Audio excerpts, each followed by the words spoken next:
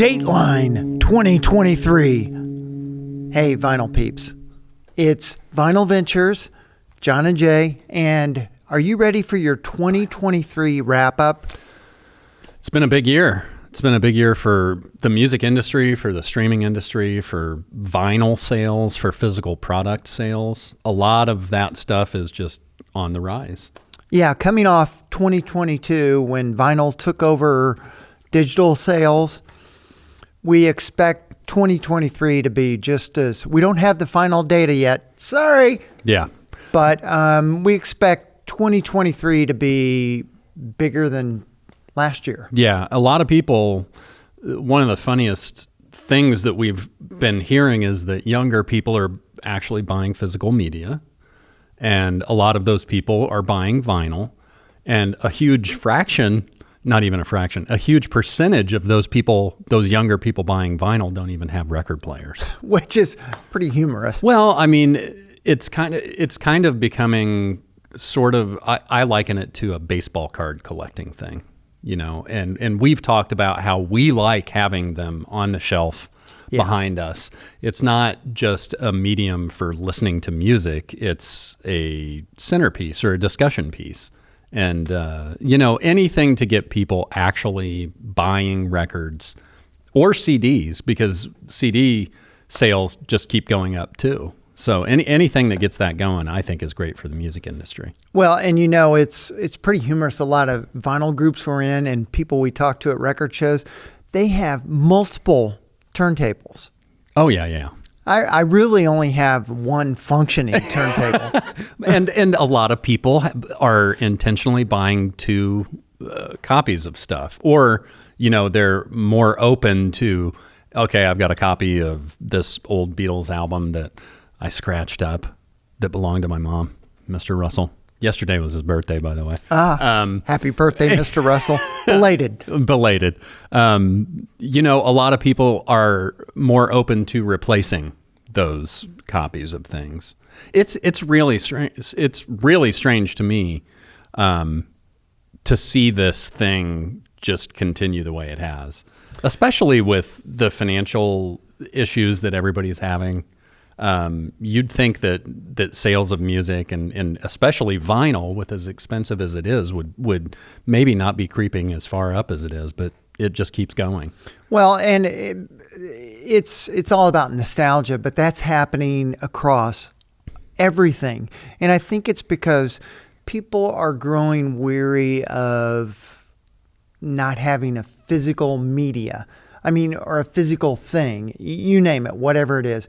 But I read this article on design, and even in design, like graphic design, people are going to a nostalgia look.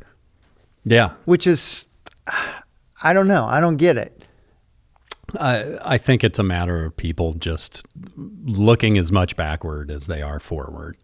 You know? Yeah, because I think people feel like, oh, we're becoming the Jetsons, you know, with electric cars and you name it. And so they want to they want to resist. Absolutely. And it's a way to resist. Yeah, well, but there's also a comfort in things from the past. You know, these younger kids, like your kids, I don't think either of them are interested in vinyl, right?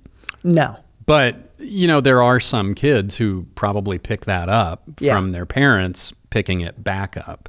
And if you'd told me when we started hanging out and, you know, getting together, what was it? Probably 2012, 13, something like that it would be the thing that it is now, I would have thought you were crazy. Yeah, because then it was pretty easy to pick up a used record and a good one for $5. Yeah. We keep doing these themed shows, and I keep thumbing through my record collection, and inevitably I pick up one that I got from Half Price Books. Yeah. Back in the day when it was 50 cents. Yeah, when it was almost and it nothing. just it makes my heart hurt. Yeah. I look at the expanse of my record collection, and I thank my wife for allowing me to take up so much space, but the amount of time and money and effort put into it, it's incalculable. But it's such a fun thing, and it's brought so many friends that we wouldn't have had otherwise, and kind of opened us up to this vinyl community that unless you're really dug into it, you don't. I mean, you see people come in and out, and unfamiliar faces at shows or record stores, but for the most part, most of those people are the same folks that you see at all of them. So they're all dug into it too. Right. What do you think were the biggest trends in 2023 in music? Well, with the lack of physical sales over the years, it's pushed the importance of live performance for performers and bands, which means the ticket prices have just gone up and up and up and up. And the biggest thing for me, I think, is the ticket price thing. There have been artists that have found ways to keep those down. I don't see that going down anytime soon, because even if those physical sales keep climbing up, the live music industry has reached that point. They're not gonna go back. Well, down. no, and that's the main way bands are making money now is by touring. Yep. That's why there seems to be such a glut of concerts out there. I mean, in Indianapolis, you can probably go to a concert during the concert months, say May to October, every single night. Well, there's a glut of live performances, but also people are playing catch up from the COVID years too. Well, I think they're playing catch up, but I think there's also that situation where bands have figured out, hey, this is the best way for us to make money. Yeah, and there are ways that they do that don't make money. I mean, there are bands that start tours and realize, fuel prices go up and then they can't afford it and cancel shows. It's the Wild West. Yeah, it really is. When it comes to the music industry, whether it's vinyl or whether it's live, it's just the Wild West. So what were some of the releases that came out in 23 that you really Well, one thing I think that's cool is bands managing their own websites. So Cake released, I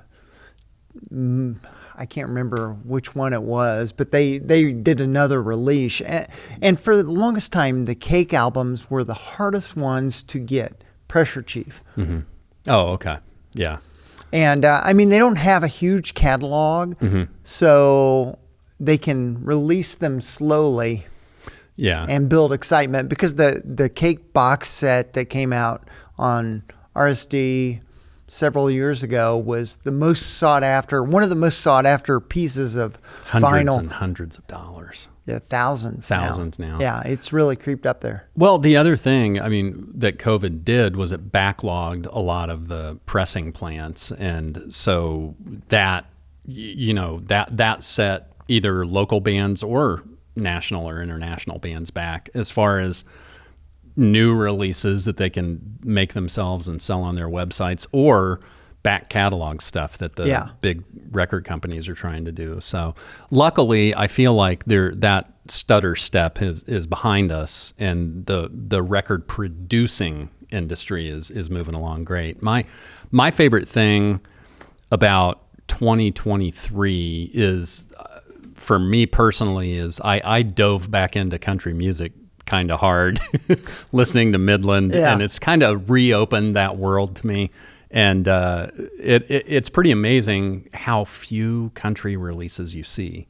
You know what I mean? They aren't released like popular music. And if you don't buy it when it's new, the price just goes way up. Really? I just don't think they make vinyl in the numbers in country that they do likely in pop. true.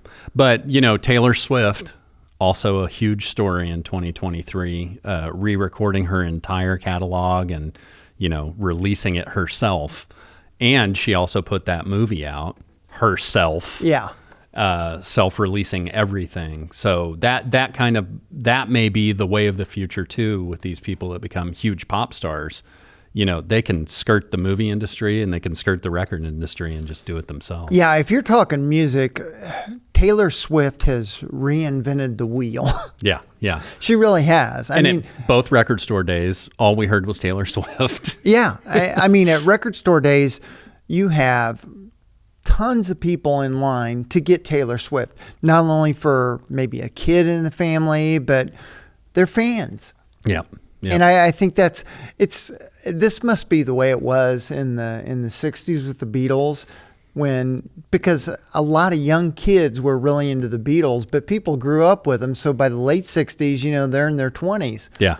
Yeah. It's an amazing thing to watch. It really is. It's fun to be a part of. Do you have anything you're looking forward to in 2024? Whew. Anything you want to collect, or you just want to? No, I think, and it may be, I'm not sure about this company, but the ads you get for vinyl in December are mind-numbing. I mean, it's all about, that's the shopping season. So everybody's taking advantage. I don't care if you're selling, hunting knives or vinyl or TVs. Well, they're finding a way to aim it at you. Yeah, they're figuring out a way. So I'm not sure if this company, but Mondo Vinyl. Mm-hmm.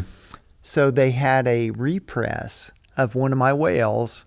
Oh, really? And I ordered it. Awesome. So hopefully, because I think I've ordered it from them before, and they said it was back ordered and wasn't going to show up. But this one says it ships, so we'll see. So don't spoil it for us, because then you can talk about it when it comes in. I'm going to spoil it. Oh, okay. Because I've talked about this one, Atomic Blonde. Oh, okay. I wanted that. I love that soundtrack, and it's just it's kind of a dark wave collection of music. Yeah. That's cool. Yeah. I'm just looking forward to, honestly, I look at my vinyl collection, and there are no gaping holes. Obviously I haven't collected a lot of country, but in searching through, I do have quite a bit of like old school country. Yeah. From Todd Smith, I bought a Randy Travis album and a Dwight Yoakam album at Duke's last show. So I'm trying to round out those parts of my collection that I feel like I'm missing, and I'm looking forward to 2024. There are Beatles albums that I don't have that I need to get. Like we were talking about Meet the Beatles. I need to round out that studio collection too. That early part of the Beatles' career is very thin in my collection. For the longest time, I had the Red album, and that was good enough. Yeah, yeah. Well, we look forward to seeing you all in 2024. We still want you guys to check out the YouTube channel. We also want to remind you that if you just listen to the audio podcast, YouTube podcasts or YouTube music is available, and all the shows should be on there. And I believe that whether you're Apple or other manufacturer, you should be able to start that podcast on there, audio only, and turn your phone off, and it should still keep going. So we want to point you guys there too. Obviously, we want to keep in touch with all of you, and we want to hear about what you want to see, what you want to hear, and we'll see you all the next time around in 2024.